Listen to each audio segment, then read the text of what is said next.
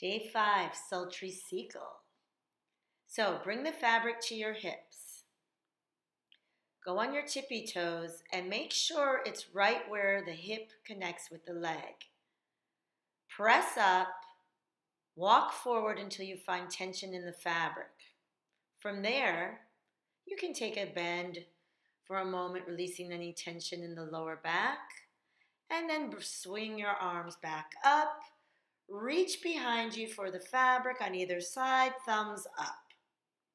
Let go, lifting your chest, lifting your head. You can try some variations by crossing the ankles in one direction. Then you can try doing passe with one leg and alternate with the other.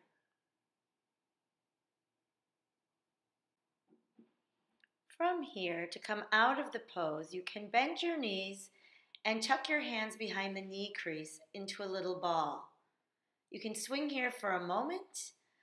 One way to come out is to just reach up and come to standing. The other way is a fun flip where you flip over and out.